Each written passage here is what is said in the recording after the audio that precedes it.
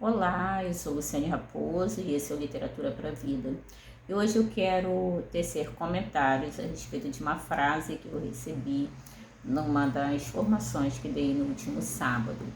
Um aluno já adulto comentou comigo que gostava de determinado autor, bastante badalado, e eu expliquei que eu não gosto desse autor porque eu tenho a sensação de que em 3 parágrafos ele resumiria tudo que ele teria a dizer e que, no entanto, às vezes o livro tem 100, 200 páginas, ele gira ao redor do mesmo assunto durante um bom tempo.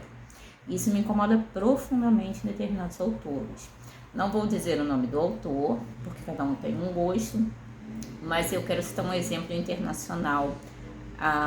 O livro O Milagre da Manhã, na edição brasileira, ele tem cerca de 100 páginas. Eu li alguns anos atrás, já doei há muito tempo. E esse livro ele é extremamente badalado, porque parece que se inventou a pólvora, se inventou ovo de galinha, se descobriu fogo, alguma coisa assim. O Milagre da Manhã nada mais é do que você estabelecer uma rotina. E é claro que acordar cedo, depois de uma noite de sono agradável e completa, significa que seu corpo reiniciou no ciclo circadiano e que você está com a mente fresca e preparada para estabelecer conexões, até para ler melhor, para produzir melhor, para viver melhor. Por conta disso, muita gente começou a adotar o horário das 5 da manhã. De modo geral, eu acordo entre 5 e meia e 6 horas. O despertador está programado todos os dias, mesmo nos feriados finais de semana, para as 6 horas da manhã, mas às 5 e meia geralmente eu já estou despertando, porque já fechei meu ciclo do sono. Adultos, quando regulam a oxigênio do sono, não tem problemas com relação a isso. Mas esse livro é extremamente badalado, só que ele só tem 100 páginas. E o que me espantou foi que na maior parte do livro eu li sobre a quantidade e a descrição dos detalhes de todos os ossos que o autor quebrou num acidente de carro cinematográfico que ele sofreu, sobre todos os aspectos extraordinários da carreira dele como vendedor, nas empresas, o que ele fazia, o que ele deixava de fazer, e umas 10 páginas, talvez até 9, foram dedicadas ao Milagre da Manhã. Então, livros de autoajuda não tem espaço na minha estante, no meu acervo, na minha biblioteca. Livros de desenvolvimento pessoal, livros de divulgação científica, isso tudo tem, porque tem respaldo e tem seriedade. Esse autor que eu mencionei, brasileiro, ele também fala mais do mesmo, e isso me incomoda profundamente, porque parece que ele anda em círculos o tempo todo. Mas muitas pessoas acreditam que é excelente, porque segundo essa pessoa adulta mencionou para mim, a maioria das pessoas ainda não faz a chamada leitura profunda. Porque você já lê há muito tempo, então você tem outro nível, você tem um nível mais sofisticado. Pode ser que tenha alguma conexão com isso? Pode sim. Eu leio há 44 anos e ao longo de todas essas décadas sempre estabeleci uma ligação muito forte com a leitura, com a escrita. O meu foco linguístico é bastante significativo, inclusive no trabalho, na carreira literária, é sempre assim.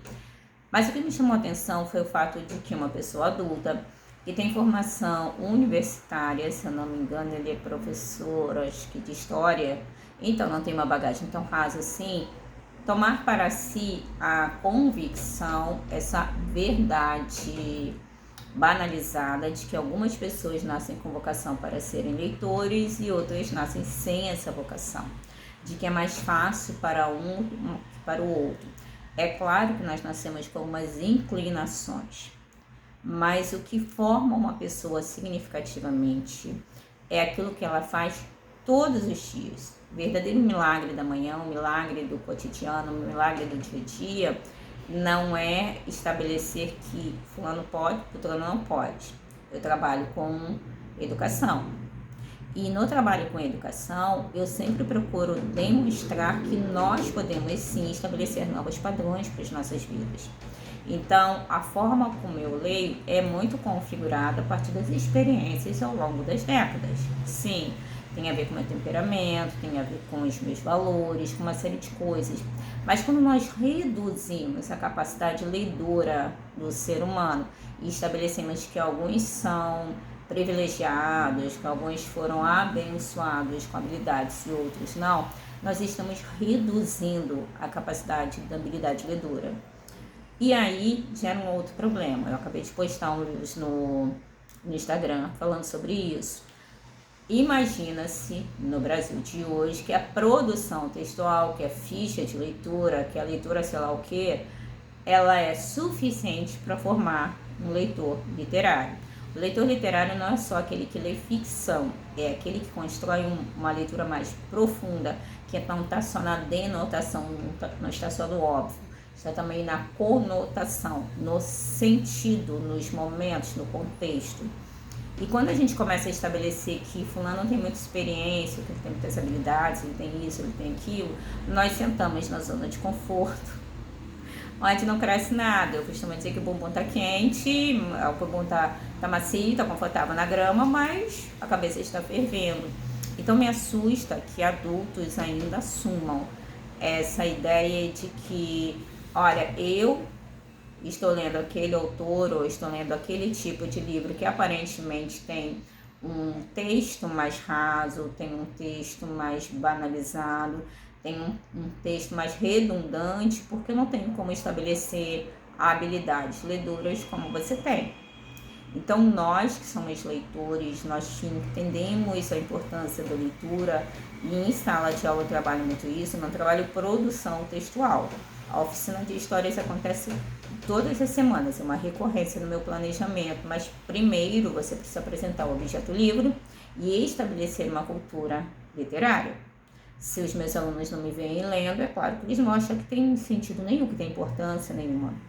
E quando um adulto, ele mensura por baixo, como eu já falei em outro vídeo, e começa a acreditar que ele tem que permanecer ali, isso significa que ele está reduzindo as suas possibilidades interpretativas e também de avanço enquanto ser humano. Essa ideia de que eu nasci assim, vou morrer assim, já falei no outro vídeo, isso não cabe. Mas não é só uma questão de convencer-se de que é impossível. É uma questão de acreditar que você pode receber apenas aquele básico. Este autor que eu mencionei para ele é um autor muito badalado, inclusive no meio educativo, mas alguém com um texto bastante raso e redundante. Então, para mim, não faz mais sentido. Para essa pessoa pode ser que ainda faça. E nesse sentido, não é nem uma questão de cobrança, de pular obstáculos e fazer da leitura uma corrida de adversários. Quem lê melhor, quem lê mais profundamente, quem faz isso, quem faz aquilo. Mas principalmente de estabelecer sempre padrões um pouco mais elevados. Nesse momento esse texto é interessante, mas será que eu não posso arriscar outro? Será que eu não posso arriscar uma leitura um pouco mais profunda? É claro que aquilo vai me dar trabalho, é claro que aquilo vai me tirar da zona de conforto, mas crescer significa não caber mais naquela forma. E o leitor, ele precisa crescer em termos humanos, não só em termos cognitivos. Porque quando a gente vai crescendo enquanto pessoa, a gente vai se transformando no ser humano que nós sonhamos algum dia. Aquele ser humano que muitas vezes nós nos inspiramos em livros de ficção, em livros de fantasia, de desenvolvimento, em romances, seja o nome que for. Eu estou até no processo de releitura de um romance, dos primeiros romances que eu li, daqueles clássicos da Biblioteca das Moças, é um dos 9 livros que eu selecionei para ler ao longo de 2024. E esse livro, ele tem um romance de transformação, não é nem formação, porque os personagens são adultos, mas de transformação, que já na época em que eu li quando era criança, já me chamou a atenção. Esse poder transformador do ser humano. É claro que nos dias de hoje ele me parece um romance água com açúcar, mas o que me interessa ali é principalmente reconhecer o valor da transformação do ser humano. Porque nós acreditamos que enquanto somos crianças, somos argilas moldáveis pelo meio, pelos interesses, por aqueles que nos rodeiam. Mas quando nós crescemos, nós enrijecemos e muitas vezes acreditamos que perdemos a capacidade de transformação enquanto leitores e enquanto seres humanos. Isso não é próprio do leitor. O leitor é alguém que sabe que está naquele passo, naquele estágio, acho que pode avançar para águas mais profundas, que em algum momento vai considerar que existem outras leituras de mundo, outras condições, e que é possível sim se transformar sempre na sua melhor versão.